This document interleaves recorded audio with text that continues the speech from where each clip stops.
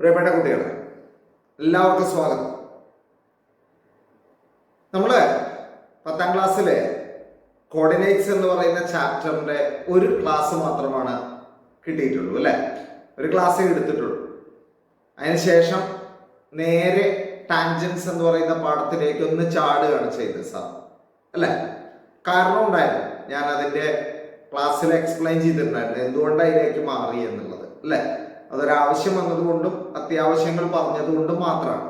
പക്ഷെ അതിൻ്റെ അർത്ഥം നമുക്ക് കോർഡിനേറ്റ്സ് എന്ന് പറയുന്ന ചാപ്റ്ററിനെ മറന്നു കളയാന്നല്ലല്ലോ, അത് നമുക്ക് മുഴുവനാക്കണ്ടേ.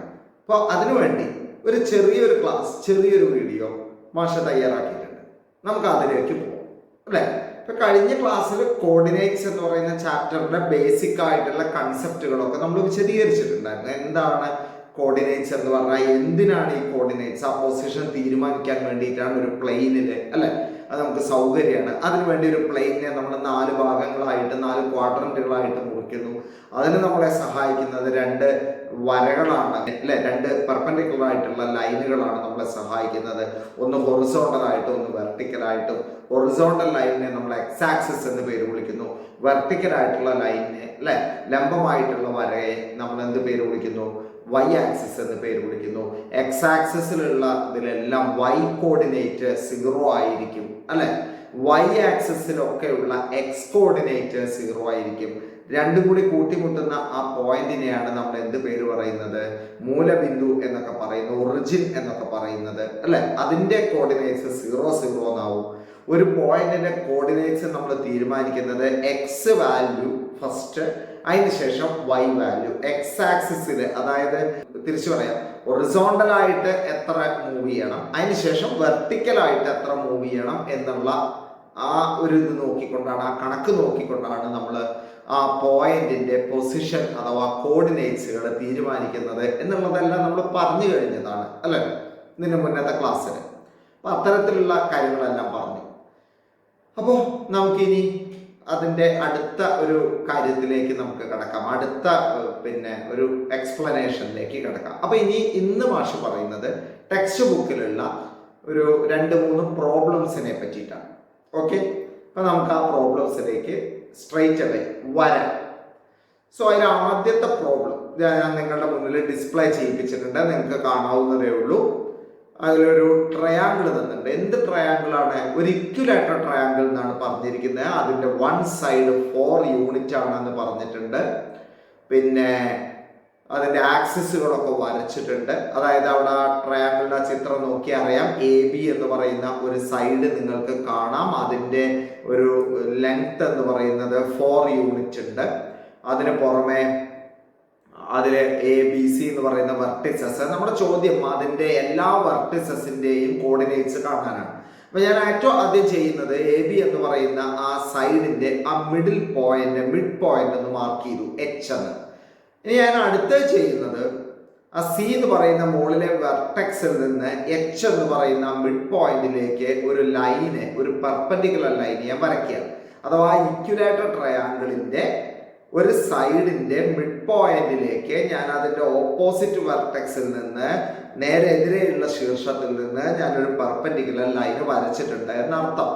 ഇനി നേരെ തിരിച്ചു പറയാം, പെർപെൻഡിക്കുലർ ലൈൻ വരച്ചു, അപ്പൊ അത് ആ സൈഡിനെ ഈക്വൽ ആയിട്ട് ഡിവൈഡ് ചെയ്തു എന്നും വേണമെങ്കിൽ തിരിച്ചു പറയാം അല്ലെ? 2 രീതി പറഞ്ഞാലും കുഴപ്പമില്ല. എന്തായാലും H എന്ന് പറയുന്ന പോയിന്റ് AB യെ ഈക്വൽ ആയിട്ട് ഡിവൈഡ് ചെയ്തിട്ടുണ്ട് എന്നർത്ഥം. അപ്പൊ അങ്ങനെയാണെങ്കിൽ B-യിൽ നിന്ന് H-ലേക്കുള്ള ഡിസ്റ്റൻസ് എത്രയായിരിക്കും? 4ന്റെ പകുതി എത്രയാ? 2 യൂണിറ്റ് ആയിരിക്കും. നമ്മളത് അവിടെ മാർക്ക് ചെയ്തിട്ടുണ്ട്, 2 യൂണിറ്റ് എന്ന് പറയുന്നത് അല്ലെ? അതുപോലെ തന്നെ ആ എയിൽ നിന്ന് H-ലേക്കുള്ള ഡിസ്റ്റൻസ് എന്ന് പറയുന്നതും എത്ര തന്നെ ആയിരിക്കും? 2 യൂണിറ്റ് തന്നെ ആയിരിക്കും. ശരി, ഇനി നമുക്ക് നോക്കേണ്ടത് ഈ BH എന്ന് പറയുന്ന നീളം നമുക്ക് കിട്ടിക്കഴിഞ്ഞു. എത്ര? 2 യൂണിറ്റ് ആണെന്ന് കിട്ടിക്കഴിഞ്ഞു. അപ്പൊ H-ന്റെ കോർഡിനേറ്റ്സ് എഴുതണമെന്നുണ്ടെങ്കിൽ നമുക്ക് അവിടെ ആ 0 0യിൽ നിന്ന്, അതായത് B എന്ന് പറയുന്ന ആ പോയിന്റിൽ നിന്ന്, ഒറിജിനിൽ നിന്ന് എത്ര മൂവ് ചെയ്തിട്ടുണ്ട് നമ്മുടെ C എന്നുള്ളതാണ് നമുക്ക് അറിയേണ്ടത്. അപ്പൊ നമുക്ക് ആ B-യിൽ നിന്ന് H-ലേക്കുള്ള ഡിസ്റ്റൻസ് ആണ് നമ്മുടെ X വാല്യൂ അഥവാ X കോർഡിനേറ്റ് എന്ന് പറയുന്നത്. ഇനി നമുക്ക് C-യുടെ കോർഡിനേറ്റ് എഴുതണം എന്നുണ്ടെങ്കിൽ H-ൽ നിന്ന് C-യിലേക്ക് എത്ര ഡിസ്റ്റൻസ് അത് വെർട്ടിക്കലായിട്ട് മൂവ് ചെയ്തിട്ടുണ്ട് എന്നുള്ളതാണ് അറിയേണ്ടത്. ലംബമായിട്ട് മൂവ് ചെയ്തിട്ടുണ്ട്. അതിന് നമുക്ക് സി എച്ചിന്റെ ലെങ്ത് അറിയണം, വേണ്ടേ? അതറിയണമെങ്കിൽ ആ ട്രയാങ്കിളിന്റെ 3 ആംഗിൾസ് 60 ഡിഗ്രി ആണല്ലോ. അങ്ങനെയാണെങ്കിൽ നമ്മൾ ആ പെർപെൻഡിക്കുലർ വരച്ച സ്ഥിതിക്ക് 90 ഡിഗ്രി വരച്ച സ്ഥിതിക്ക് അതിന്റെ ആംഗിൾസ് എത്രയായിട്ട് മാറും? 30 ഡിഗ്രി, അതേപോലെ 60 ഡിഗ്രി, അല്ലെ, 90 ഡിഗ്രി ആയിട്ട് മാറും. അതായത് ആ ബി എന്ന് പറയുന്ന ആ ഒരു വെർട്ടെക്സിലുള്ള ശീർഷത്തിലുള്ള കോണ് 60 ഡിഗ്രിയാണ്, നമുക്കറിയാം. പിന്നെ എച്ച് എന്ന് പറയുന്നിടത്ത് പെർപെൻഡിക്കുലർ വരച്ചത് കൊണ്ട് അവിടെ ഒരു 90 ഡിഗ്രിയും വരുന്നുണ്ട്. അങ്ങനെയാണെങ്കിൽ സി എന്ന് പറയുന്ന ആ ആംഗിള് ഈക്വൽ ആയിട്ട് ഡിവൈഡ് ചെയ്യപ്പെട്ടു. 60 എന്നുള്ളത് തുല്യമായി ഭാഗിച്ചു, 30ഉം 30ഉമായി. അപ്പോ ബിയിലുള്ള ആംഗിൾ 60 ഡിഗ്രി, എച്ചിലുള്ള ആംഗിൾ 90 ഡിഗ്രി, സിയിലുള്ള ഒരു ചെറിയ പാർട്ട് എന്ന് പറയുന്നത് 30 ഡിഗ്രി. 30 ഡിഗ്രിക്ക് ഓപ്പോസിറ്റ് ആയിട്ടുള്ള സൈഡ് 2 യൂണിറ്റ് ആണ്, ഇപ്പൊ നമുക്കറിയാം. അങ്ങനെയാണെങ്കിൽ ബിയുടെ ഓപ്പോസിറ്റ് അഥവാ 60 ഡിഗ്രിക്ക് ഓപ്പോസിറ്റ് ആയിട്ടുള്ള സൈഡ് അഥവാ സി എച്ച് എന്ന് പറയുന്ന ലെങ്ത് 2ന്റെ √3 ടൈംസ് ആണ്, √3 മടങ്ങാണ്. നമ്മൾ പഠിച്ചിട്ടുണ്ട് 30 ഡിഗ്രി, 60 ഡിഗ്രി, 90 ഡിഗ്രിയാണ് ആംഗിൾസ് എങ്കിൽ സൈഡുകൾ 1:3:2 എന്നായിരിക്കും എന്നുള്ളത്, അല്ലെ? 30 ഡിഗ്രിക്ക് എന്താണോ എതിരെ വരുന്ന സൈഡ്, അങ്ങനെയാണെങ്കിൽ 60 ഡിഗ്രിക്ക് എതിരെ വരുന്ന സൈഡ് എന്ന് പറയുന്നത് അതിന്റെ √3 ടൈംസ് ആണ്. അങ്ങനെയാണെങ്കിൽ സി എച്ച് എന്ന് പറയുന്ന ലെങ്ത് എത്രയാണ് വരിക? 2ന്റെ √3 ടൈംസ് എത്രയാ? 2√3 എന്ന് വരും എന്നർത്ഥം. സോ നമ്മൾ അവിടെ ഇങ്ങനെ ലെങ്ത് ഒന്ന് എഴുതാൻ പോവുകയാണ്. എത്ര? 2√3. അപ്പൊ സി എച്ച് എന്ന് പറയുന്ന ലെങ്ത് 2√3 ആണ്. ഇത് രണ്ടും കിട്ടിയ സ്ഥിതിക്ക് സിയുടെ കോർഡിനേറ്റ്സ് നമുക്ക് സുഖമായിട്ട് എഴുതാം. കാരണം എന്താ? സി എന്ന് പറയുന്ന ആ പോയിന്റ് നമ്മുടെ ബിയിൽ നിന്ന് എത്ര ഹൊറിസോണ്ടൽ ആയിട്ട് മൂവ് ചെയ്തു? 2 യൂണിറ്റ്. എത്ര വെർട്ടിക്കൽ ആയിട്ട് മൂവ് ചെയ്തു? 2√3 യൂണിറ്റ്. അപ്പൊ സിയുടെ കോർഡിനേറ്റ് എന്ന് പറയുന്നത് നമുക്ക് സുഖമായിട്ട് എഴുതിക്കൂടെ? എക്സ് വാല്യൂ ആദ്യം എഴുതണം. എത്ര എക്സ് വാല്യൂ ഇപ്പൊ പറഞ്ഞത്? 2 യൂണിറ്റ്, കോമ. ഇനി വൈ വാല്യൂ എഴുതണം. എത്ര വൈ വാല്യൂ പറഞ്ഞത്? 2√3 ആണ്. ഓക്കെ, സോ നമുക്ക് അവിടെ ഇങ്ങനെ സിയുടെ കോർഡിനേറ്റ്സ് വളരെ സിമ്പിൾ ആയിട്ട് തന്നെ എഴുതാൻ പറ്റും. എത്ര? 2,2√3 എന്ന കോർഡിനേറ്റ് സിയുടെ കിട്ടും. ഈസി, കുഴപ്പമൊന്നുമില്ല. ഇനി ബാക്കി കോർഡിനേറ്റ്സിലൊന്നും ഒരു പ്രയാസവും വരാൻ പോകുന്നില്ല. കാരണം ബി എന്ന് പറയുന്ന കോർഡിനേറ്റ്സ് നമ്മളിപ്പോൾ കണ്ടു കഴിഞ്ഞു. എക്സ് ആക്സിസും വൈ ആക്സിസും ഇന്റർസെക്ട് ചെയ്യുന്ന പോയിന്റ് ആണ്, ഒറിജിൻ ആണ്. അതിന്റെ കോർഡിനേറ്റ്സ് എത്ര വരിക? നമുക്ക് വേണമെങ്കിൽ ഒന്ന് പെട്ടെന്ന് എഴുതാവുന്നേ ഉള്ളൂ. എത്ര ബിയുടെ കോർഡിനേറ്റ്സ് വരിക? So come on tell me. എത്ര? 0,0. Yes, correct, 0,0. കാരണം അത് ഒറിജിൻ ആണ്. ഒറിജിൻ ആകുമ്പോൾ അതിന്റെ കോർഡിനേറ്റ്സ് എത്ര വരിക? 0,0 എന്നാണ് വരിക. ഓക്കെ, സോ നമ്മൾ അത് അവിടെ മാർക്ക് ചെയ്ത് വെച്ചു. ബിയുടെ കോർഡിനേറ്റ്സ് 0,0 എന്നുള്ളത്. ഇനി നമുക്ക് ഒറ്റൊന്നല്ലേ ബാക്കിയുള്ളൂ? എ എന്ന് പറയുന്നതിന്റെ കോർഡിനേറ്റ്സ് അല്ലേ ബാക്കിയുള്ളൂ? എ എന്ന് പറയുന്നത് ബിയിൽ നിന്ന് എത്ര യൂണിറ്റ് മൂവ് ചെയ്തിട്ടുണ്ട് ഹൊറിസോണ്ടൽ ആയിട്ട്? എത്ര? 4 യൂണിറ്റ്. 4 യൂണിറ്റ് മൂവ് ചെയ്തിട്ടുണ്ട്. സോ എയുടെ കോർഡിനേറ്റ് എന്ന് പറയുന്നത് ആദ്യം 4, എക്സ് വാല്യൂ 4, കോമ. പിന്നെ മുകളിലോട്ടോ താഴോട്ടോ ഇല്ല അല്ലേ? അതുകൊണ്ട് വൈ കോർഡിനേറ്റ് എത്രയാണ്? 0 ആണെന്ന് അർത്ഥം. സോ എയുടെ കോർഡിനേറ്റ് എന്ന് പറയുന്നത് 4,0. ഇപ്പൊ എല്ലാത്തിന്റെയും കോർഡിനേറ്റ്സ് നമുക്ക് കിട്ടിയില്ലേ? സിയുടെ കിട്ടി, ബിയുടെ കിട്ടി, എയുടെ കിട്ടി. ക്ലിയർ അല്ലേ? അപ്പൊ നമ്മളിവിടെ ട്രിഗണോമെട്രിയും കൂടി ഉപയോഗിച്ചു. അതാണ് പ്രാധാന്യം. കോർഡിനേറ്റ്സിൽ നമുക്ക് വളരെയധികം പ്രാധാന്യമുള്ള ഒരു സാധനമാണ് ഈ ട്രിഗണോമെട്രി എന്ന് പറയുന്നത്. ട്രിഗണോമെട്രിയിൽ നമ്മൾ പഠിച്ചിരിക്കുന്ന ആംഗിൾസിന്റെ റേഷ്യോ നമുക്ക് എപ്പോഴും ഓർമ്മ വെക്കേണ്ടതായിട്ട് വരും കേട്ടോ. അപ്പൊ ആ ഒരു കാര്യം നല്ല ശ്രദ്ധിക്കണം. ഇനി നമുക്ക് അതിന്റെ കോർഡിനേറ്റ്സുകളൊക്കെ ഒന്ന് മാർക്ക് ചെയ്ത് നോക്കുക. ഞാൻ എയുടെ കോർഡിനേറ്റ്സ് ഇപ്പൊ മാർക്ക് ചെയ്തു 40, ശരിയല്ലേ? നമുക്ക് അതിനല്ലേ കിട്ടിയത്. ഇനി ബിയുടെ കോർഡിനേറ്റ്സ് ഞാനൊന്ന് മാർക്ക് ചെയ്യാൻ പോവുകയാണ്. അത് എത്രയാണ്? 0,0. അത് തന്നെയല്ലേ നമുക്ക് കിട്ടിയിരിക്കുന്നത്. ഇനി സിയുടെ കോർഡിനേറ്റ് ഒന്ന് ഞാൻ മാർക്ക് ചെയ്യാൻ പോവുകയാണ്. നോക്കിക്കോ, എത്ര? 2,3.46 എന്നാ. പക്ഷെ നമുക്ക് കിട്ടിയിരുന്നത് 2,2√3 എന്നാ. അത് കുഴപ്പമില്ല. √3 എന്ന് പറഞ്ഞാൽ 1.73 ആണ്. അപ്പൊ 2 × 1.73 എത്ര ആൻസർ കിട്ടുക? 3.46 തന്നെയാണ്. അതാണ് ആ 2,3.46 അവിടെ ഉത്തരം കണ്ടിരിക്കുന്നത്. കണ്ടോ? അപ്പൊ ഇത് നമുക്ക് കോർഡിനേറ്റ്സുകൾ അടയാളപ്പെടുത്താൻ എക്സ് ആക്സിസും വൈ ആക്സിസും വരച്ചിട്ടൊക്കെ ചെയ്യുകയാണെങ്കിൽ ഈസിയാണ്. അതുപോലെ തന്നെ ടെക്സ്റ്റ് ബുക്കിലുള്ള വേറൊരു പ്രോബ്ലം ഞാൻ നിങ്ങളുടെ മുന്നിൽ ഡിസ്പ്ലേ ചെയ്തിട്ടുണ്ട്. 4 ട്രപ്പീസിയംസ്, ഈക്വൽ ആയിട്ടുള്ള ട്രപ്പീസിയം ലംബകങ്ങൾ നിങ്ങളുടെ മുന്നിൽ പ്രദർശിപ്പിച്ചിട്ടുണ്ട്, പല കളറിലുള്ളത്. ഓക്കെ, അത് എ എന്ന് പറയുന്ന ഒറിജിനിൽ നിന്നാണ് സ്റ്റാർട്ട് ചെയ്തിരിക്കുന്നത്. നമ്മളോട് പറഞ്ഞിരിക്കുന്നത് ഇതിന്റെ എല്ലാ പോയിന്റ്, എല്ലാ വെർട്ടിസസിന്റെയും കോർഡിനേറ്റ്സുകൾ എഴുതാനാണ്. അതിന് നമുക്കൊരു ഇൻഫർമേഷൻ തന്നിട്ടുണ്ട്.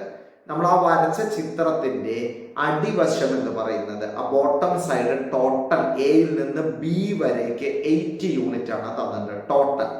ഞാൻ അവിടെ ഗ്രിഡ് ഷീറ്റ് വരച്ചിട്ടുണ്ട് നിങ്ങൾക്ക് സൗകര്യത്തിൽ. നിങ്ങൾക്ക് എണ്ണി നോക്കിയാൽ തന്നെ അറിയാം 1 2 3 4 5 6 7 8 കണ്ടോ, 8 ഈക്വൽ പാർട്സ് അവിടെ കാണാം ബിയിലേക്ക് എത്തുമ്പോഴേക്ക്, എയിൽ നിന്ന് ബിയിലേക്ക് കണ്ടോ.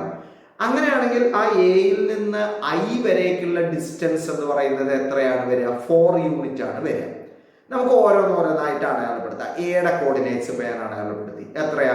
0 0. അതിന് സംശയിക്കാനൊന്നുമില്ല. എക്സ് ആക്സിസും വൈ ആക്സിസും കൂട്ടിമുട്ടിയതാ. ഇനി നമുക്ക് ഐയുടെ കോർഡിനേറ്റ് അടയാളപ്പെടുത്താം. ഐയുടെ കോർഡിനേറ്റ് അടയാളപ്പെടുത്തണമെങ്കിൽ ആദ്യം നമുക്ക് ആ 0 0യിൽ നിന്ന് ഐയിലേക്കുള്ള ഡിസ്റ്റൻസ് എത്രയാണെന്ന് അറിയണ്ടേ? എത്ര യൂണിറ്റാ? 4 യൂണിറ്റ് ആണ്. നമുക്ക് എണ്ണി നോക്കാം. 4 ചാട്ടം ചാടിയിട്ടുണ്ട് കണ്ടോ. 0ൽ നിന്ന് 1 ചാട്ടം, 2 ചാട്ടം, 3 ചാട്ടം, 4 ചാട്ടം. അങ്ങനെയാണെങ്കിൽ ഐയിൽ നിന്ന് ബി വരേക്കും എത്ര തന്നെയാണ്? ഇതേ 4 ചാട്ടം തന്നെയാണ്. അപ്പൊ നമുക്ക് അവിടെ എഴുതാം എത്ര യൂണിറ്റ് ആണ്?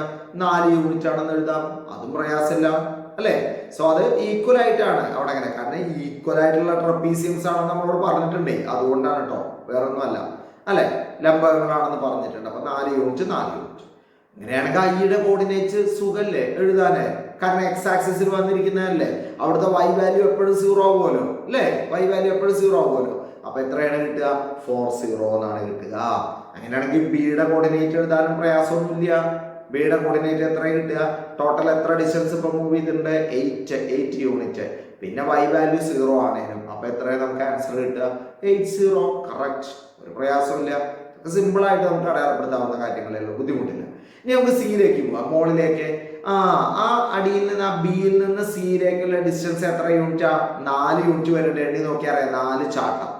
ആ 0 0യിൽ നിന്ന് ബി വരേക്കുള്ള ഡിസ്റ്റൻസ് എത്രയാ? 8. അപ്പൊ സിയുടെ കോർഡിനേറ്റ് അറിയാൻ ആ ബിയിൽ നോക്കിയാൽ മതി. എക്സ് വാല്യൂ കിട്ടാന് എത്രയാ? 8 തന്നെയാണ്. പിന്നെ മോളിലേക്ക് എത്ര ചാടിയിരുന്നു എന്നുള്ളത് അറിഞ്ഞാൽ മതി. 4. അപ്പൊ സിയുടെ കോർഡിനേറ്റ് എത്ര വരിക? 8 4. നോക്കി നോക്കുക ശരിയാണോന്ന്. കറക്റ്റ് 8 4. സംശയിക്കണ്ട അല്ലേ. ഇനി നമുക്ക് ജിയുടെ കോർഡിനേറ്റ് ആണ്. ജിയുടെ കോർഡിനേറ്റ് അറിയണമെങ്കിൽ ജിയിലേക്ക് എത്താൻ എക്സിൽ എത്ര ചാടിയിട്ടുണ്ടെന്ന് അറിയണം. എണ്ണി വെക്കുക അല്ലെ. 4 5 6 യൂണിറ്റ് ചാടിയിട്ടുണ്ട്. പിന്നെ മുകളിലോട്ട് 4 യൂണിറ്റ് തന്നെയാണ്. ജിയുടെ കോർഡിനേറ്റ് നമുക്ക് സുഖമായിട്ട് അടയാളപ്പെടുത്താം. എത്രയാണ് വരുന്നത്? ജിയുടെ കോർഡിനേറ്റ് എന്ന് പറയുന്നത് 6 4. സംശയിക്കണ്ട. ഇനി ഡിയുടെ കോർഡിനേറ്റ്. ഡിയുടെ കോർഡിനേറ്റ് അറിയണമെങ്കിൽ ആദ്യം എക്സിൽ എത്ര മൂവ് ചെയ്തു? 4. മുകളിലോട്ട് എത്ര മൂവ് ചെയ്തു? 4. അപ്പൊ ഡിയുടെ കോർഡിനേറ്റ് എത്ര വരിക? 4 4 4 4. ഈസി അല്ലേ? യെസ്. ഇനി ബാക്കി ഇപ്പൊ ഒരു 3 ഉള്ളൂ. ഏതാ? എച്ചും ഇയും എഫും കൂടി. എച്ച് ഒന്ന് നോക്കുക. 2 യൂണിറ്റ് എക്സ് ആക്സിസിലും 2 യൂണിറ്റ് വൈ ആക്സിസിലും. 2 2 അല്ലെ. എച്ചിന്റെ കോർഡിനേറ്റ്സ് നമുക്ക് അടയാളപ്പെടുത്തിയാലോ? യെസ്. എച്ചിന്റെ കോർഡിനേറ്റ്സ് അടയാളപ്പെടുത്തിയിരിക്കുന്നു 2 2. ഇനി നമുക്ക് ഇ അല്ലേ വേണ്ടത്? ഇയോ ഈ 4 യൂണിറ്റ് എക്സിലും 2 യൂണിറ്റ് മുകളിൽ വൈയിലും. സോ 4 2 4 2. ആഹാ, അതും കഴിഞ്ഞു. ഇനി എഫ് അല്ലെ. എഫിൽ എത്ര വരിക നോക്കാം? 6 യൂണിറ്റും 2 യൂണിറ്റും അല്ലെ. 6 2. ശരി, നമുക്ക് 6 2 എന്ന് അടയാളപ്പെടുത്താം. കഴിഞ്ഞു. എല്ലാ കോർഡിനേറ്റുകളും ഇപ്പൊ നമ്മൾ അടയാളപ്പെടുത്തി കഴിഞ്ഞു. ഈസി ആയിട്ട്, ഒരു പ്രയാസവും ഇല്ല അല്ലെ. ഇനി നമുക്ക് വേണമെങ്കിൽ ഇതിന്റെ ആക്സിസുകളൊക്കെ ഒന്ന് വരയ്ക്കാം കേട്ടോ. ആക്സിസുകൾ വരച്ചു കഴിഞ്ഞിട്ടുണ്ടെച്ചാൽ നമുക്ക് കുറച്ചും കൂടി ഈസി ആയിട്ട് ഇത് മനസ്സിലാവും. എക്സ് ആക്സിസും വൈ ആക്സിസും നോക്കി നോക്കാം. കണ്ട ആക്സിസുകൾ വരച്ചു കഴിഞ്ഞാൽ സുഖം. 4 യൂണിറ്റ്. പിന്നെ അവിടുന്ന് വീണ്ടും ഒരു 4 യൂണിറ്റ്. 8 കണ്ടോ. 8 0. മുകളിൽ 8 4 കണ്ടോ. 4 ഒക്കെ അപ്പുറത്തേക്ക് നോക്കിയാൽ അറിയാം വൈയില്. അടുത്തത് 6 4. അടുത്തത് 4 4 2 2. ശരിയല്ലേ? 4 2. അടുത്തതോ 6 2. സിമ്പിൾ, ഈസിയാണ്. ആക്സിസുകൾ വരച്ച് അതിൽ ഇതേപോലെ ഈക്വൽ ആയിട്ട് നിങ്ങൾ അടയാളപ്പെടുത്തി കഴിഞ്ഞാൽ ഈ കോർഡിനേറ്റ്സ് എന്ന് പറയുന്ന ചാപ്റ്റർ പ്രയാസമില്ല. ഗ്രാഫ് ഷീറ്റിൽ ചെയ്താൽ മതി. ഇതിന്റെ പ്രോബ്ലംസ് എല്ലാം ഇതുപോലത്തെ ചിത്രങ്ങളെല്ലാം ഗ്രാഫ് ഷീറ്റിൽ വരച്ചിട്ട് ഒരു സംശയം അതിൽ വരില്ല, ഒരു ബുദ്ധിമുട്ടും അതിൽ വരില്ല അല്ലെ. ഗ്രാഫ് ഷീറ്റ് ഇല്ല, ഗ്രിഡൊക്കെ ഇല്ലെങ്കിൽ ചെറിയ സംശയങ്ങളൊക്കെ വരും. ഇത് എത്ര മൂവ് ചെയ്തു എന്നുള്ളതല്ല. അപ്പൊ ആ മൂവ്മെന്റിന്റെ ഡിസ്റ്റൻസ് എത്ര എന്നുള്ളത് നോക്കണം. ശരി മാഷ്, വേറൊരു ചോദ്യത്തിലേക്ക് കിടക്കാണ്. Find the coordinates of other 2 vertices of the rectangle. ഇവിടെ റെക്ടാങ്കിൾ തന്നിട്ടുണ്ട്, ചതുരം തന്നിട്ടുണ്ട്. ചതുരത്തിന്റെ 2 ഓപ്പോസിറ്റ് മൂലകളുടെ വെർട്ടിസസ് തന്നിട്ടുണ്ട്. ബാക്കി 2 ഓപ്പോസിറ്റ് മൂലകളുടെ വെർട്ടിസസ് കാണാൻ, അതിന്റെ കോർഡിനേറ്റ്സ് കാണാനാണ് പറഞ്ഞിരിക്കുന്നത് കേട്ടോ. കോർഡിനേറ്റ്സ് കാണാനാണ് പറഞ്ഞിരിക്കുന്നത്. ഓക്കെ, അപ്പൊ നമുക്ക് ഒരു ഡയഗണലിന്റെ രണ്ട് എൻഡ് പോയിന്റുകൾ തന്നിട്ടുണ്ട്, -2 3ഉം 2 4ഉം. നമുക്ക് നോക്കുക ആ ഏറ്റവും അടിയിലുള്ള 2 4ന്റെ അടിയിലുള്ള ആ വെർട്ടെക്സിലേക്ക്, ആ മൂലയിലേക്ക് -2ൽ നിന്ന് എത്ര ചാട്ടം, എത്ര ഡിസ്റ്റൻസ് മൂവ് ചെയ്തിട്ടാണ് എന്നുള്ളത് 4 ഡിസ്റ്റൻസ് മൂവ് ചെയ്തിട്ടാണ്, 4 ചാട്ടം കണ്ടോ. -2 നിന്ന് 4 ചാട്ടം ചാടുമ്പോ എത്രയിലേക്ക് എത്തുക? -1 0 1 2. അപ്പൊ അവിടുത്തെ എക്സ് വാല്യൂ എത്രയാ? 2. അതറിയാൻ നേരെ മുകളിലേക്ക് നോക്കിയാൽ മതി. നേരെ മുകളിൽ, അതായത് ആ ലൈനിൽ വെർട്ടിക്കൽ ആയിട്ടുള്ള ലൈനിൽ വരുന്ന എക്സ് വാല്യൂസ് എല്ലാം സെയിം ആവുകയും ആ ലൈനിൽ വരുന്നത് എല്ലാം കണ്ടോ, മുകളിൽ 2 അല്ലേ. അപ്പൊ താഴത്തുള്ള എക്സ് വാല്യൂ എത്ര തന്നെ വരിക? 2 തന്നെ വരിക. അപ്പൊ താഴത്തുള്ള ആ ശീർഷത്തിന്റെ ആ വെർട്ടെക്സിന്റെ എക്സ് വാല്യൂ കിട്ടാൻ ഒരു പ്രയാസമില്ല, നേരെ മുകളിലേക്ക് നോക്കിയാൽ മതി 2. ഇനി വൈ വാല്യൂ കിട്ടണം. വൈ വാല്യൂ കിട്ടാൻ നേരെ നമ്മൾ ഹൊറിസോണ്ടൽ ആയിട്ട് നോക്കിയാൽ മതി. അതിന്റെ ഇടതുവശത്തുള്ള വെർട്ടെക്സ് എത്രയായിരിക്കുന്നത് നോക്കിയാൽ മതി. -2 3 കണ്ടോ, 3. അപ്പൊ 3യുടെ നേർക്കാണ് അർത്ഥം. അപ്പോ ആ ഒരു കോർഡിനേറ്റ് എഴുതാൻ ഒരു പ്രയാസവും ഇല്ല. മുകളിലത്തെ 2ഉം ഇടത് സൈഡിലുള്ള 3യും. അപ്പൊ ആ കോർഡിനേറ്റ് എത്ര വരിക? 2 3. 2 3 ഒരു പ്രയാസവും ഇല്ല. 2 3 എങ്ങനെ പറഞ്ഞെന്ന് മനസ്സിലായില്ലേ? മുകളിലുള്ള 2, ഇടത് ഭാഗത്തുള്ള ലെഫ്റ്റ് ഹാൻഡ് സൈഡിലുള്ള 3. സോ 2 3. എന്തുകൊണ്ടാണെന്നുള്ളത് ക്ലിയർ അല്ലേ? അതായത് ഒരു വെർട്ടിക്കൽ ലൈനിൽ വരുന്ന എക്സ് കോർഡിനേറ്റ് എല്ലാം സെയിം ആണ്, ഒരു ഹൊറിസോണ്ടൽ ലൈനിൽ വരുന്ന വൈ കോർഡിനേറ്റ്സ് എല്ലാം സെയിം ആണ്. അതുകൊണ്ടാണ് 2 3 എന്ന് കിട്ടിയത്. നോക്കാൻ എളുപ്പമാണ്, പ്രയാസമൊന്നുമില്ല. ഇനി ഒരു മൂലയും കൂടി അല്ലേ വേണ്ടു. അത് ഇതേപോലെ തന്നെ ആദ്യം എന്റെ എക്സ് വാല്യൂ നോക്കുക. ആദ്യം ആ വെർട്ടിക്കൽ ലൈനിൽ വരുന്നൊക്കെ നോക്കിക്കോ, നേരെ താഴ്ത്തിക്ക് നോക്കിക്കോ. എത്രയാ? -2. അതാണ് എക്സ് വാല്യൂ. ഇനി നമുക്ക് വൈ വാല്യൂ അല്ലേ വേണ്ടേ? നേരെ ഹൊറിസോണ്ടൽ ആയിട്ട് നോക്കിക്കോ. അപ്പുറത്തെ മൂലയിൽ എത്ര വന്നിരിക്കുന്നത് എന്നുള്ളത് വൈ വാല്യൂ 4. അപ്പൊ അതിന്റെ വെർട്ടെക്സ് ആ കോർഡിനേറ്റ്സ് എഴുതാൻ എളുപ്പല്ലേ? എത്രയാ വരിക? അതിന്റെ എക്സ് വാല്യൂ -2, പിന്നെ അതിന്റെ വൈ വാല്യൂ എത്രയാ? 4. അപ്പൊ നമുക്ക് ആ കോർഡിനേറ്റ് എഴുതാം. എത്രയാണ് എഴുതാൻ പറ്റുക? -2 4. റെഡി അല്ലേ? അപ്പൊ ഇനി ഇപ്പൊ പറഞ്ഞ മനസ്സിലായിട്ടുണ്ടല്ലോ എങ്ങനെയാണ് നമുക്ക് അതിന്റെ ആ കോർഡിനേറ്റ്സുകൾ കിട്ടണം എന്നുള്ളത് ക്ലിയർ അല്ലേ? എവിടുന്നാണ് ആ -2 കിട്ടിയത്? -2 ആ വെർട്ടിക്കൽ ലൈനിൽ നോക്കിയപ്പോഴാണ് കിട്ടിയത്, 4 ഹൊറിസോണ്ടൽ ലൈനിൽ നോക്കിയപ്പോഴാണ് കിട്ടിയത്. അതായത് വെർട്ടിക്കലായിട്ട് നോക്കുമ്പോഴാണ് എക്സ് വാല്യൂ കിട്ടുക, ഹൊറിസോണ്ടൽ ആയിട്ട് നോക്കുമ്പോഴാണ് എന്ത് കിട്ടുക? വൈ വാല്യൂ കിട്ടുക. സോ അതിന്റെ കോർഡിനേറ്റ് ഞാൻ എഴുതാൻ പോവാണ് -2 4. ക്ലിയർ അല്ലേ? യെസ്. ഇത് വളരെ സിമ്പിൾ ആയിട്ട് കിട്ടും. ഇതുപോലുള്ള ധാരാളം പ്രോബ്ലംസ് നമ്മുടെ ടെക്സ്റ്റ് ബുക്കിൽ ഉണ്ട്. ഇതേപോലുള്ള റെക്ടാങ്കിൾസോ അല്ലെങ്കിൽ സ്ക്വയറുകളൊക്കെ വരച്ചുകൊണ്ട് ഏതെങ്കിലും 2 വെർട്ടിസസ്, ഏതെങ്കിലും 2 എന്ന് പറയാൻ പറ്റില്ല, 2 ഓപ്പോസിറ്റ് വെർട്ടിസസ് ആവും ഒരു ഡയഗണലിന്റെ. അത് തന്നിട്ടുണ്ടാവും. ബാക്കി 2 കൂടി കാണാൻ, അടുത്ത ഡയഗണലിന്റെ 2 വെർട്ടിസസ് കൂടി കാണാനുള്ള, ശീർഷങ്ങൾ കൂടി മൂലകൾ കൂടി കാണാനുള്ള ചോദ്യം ടെക്സ്റ്റ് ബുക്കിൽ ധാരാളം ഉണ്ട്. സോ നിങ്ങൾക്ക് ഇനി ആ ചോദ്യങ്ങളെല്ലാം എടുക്കാം, സ്വന്തമായിട്ട് ചെയ്യാം. പരമാവധി ഒരു ഗ്രാഫ് ഷീറ്റ് എടുത്ത് ആ ഗ്രാഫ് ഷീറ്റ് ഇതേപോലെ ഗ്രിഡ് ഷീറ്റിൽ വരച്ചിട്ട് ചെയ്യുകയാണെങ്കിൽ വളരെ സിമ്പിൾ ആയിട്ട് നിങ്ങൾക്ക് ചെയ്യാൻ പറ്റും. അപ്പോൾ ആ -2 നോക്കിക്കേ, കണ്ടോ ഒരേപോലെ വരുന്നത്. 2 2 നോക്കിക്കേ, ഒരേപോലെ വരുന്നത്. 3 3 നോക്കിക്കേ, ഒരേപോലെ വരുന്നത്. 4 4 നോക്കിക്കേ, ഒരേപോലെ വരുന്നത്. യെസ്. അപ്പൊ ഇത് മനസ്സിലായി കഴിഞ്ഞാൽ ഇത്തരത്തിലുള്ള പ്രോബ്ലംസിൽ ഒരു പ്രയാസവും ഇല്ല അല്ലെ? അപ്പൊ ഇത്രയാണ് നമുക്ക് അതിന് ആ ഒരു കോർഡിനേറ്റ്സ് എന്ന് പറയുന്ന ചാപ്റ്ററിൽ ഇന്നിപ്പോ മാഷ് പറയാൻ ഉദ്ദേശിക്കുന്നുള്ളൂ. വളരെ കുറച്ച് കാര്യങ്ങൾ മാത്രം. കാരണം ഇതിന്റെ മുന്നത്തെ ക്ലാസ്സുകളിലൊക്കെ നമ്മൾ ധാരാളമായിട്ട് ടാൻജൻസുമായിട്ട് ബന്ധപ്പെട്ടുകൊണ്ട് കൺസ്ട്രക്ഷൻസ് ഒക്കെ സംസാരിച്ചു കഴിഞ്ഞു. അപ്പൊ എന്തായാലും ഇന്ന് പറഞ്ഞ കാര്യങ്ങൾ, ഇന്ന് പറഞ്ഞ 3 പ്രോബ്ലംസ് ക്ലിയർ ആയിട്ടുണ്ടാവും എന്ന് വിചാരിക്കട്ടെ. ഒന്നുകൂടിയൊക്കെ നിങ്ങൾ ജിയോജിബ്രയൊക്കെ എടുത്തുകൊണ്ട് ഇങ്ങനെയുള്ള പ്രോബ്ലംസ് ഒക്കെ ഒന്ന് സ്വന്തം വരച്ച് സ്വന്തം ഒന്ന് പ്രാക്ടീസ് ചെയ്യുകയാണെങ്കിൽ അത് വളരെ നല്ല കാര്യമാണ്.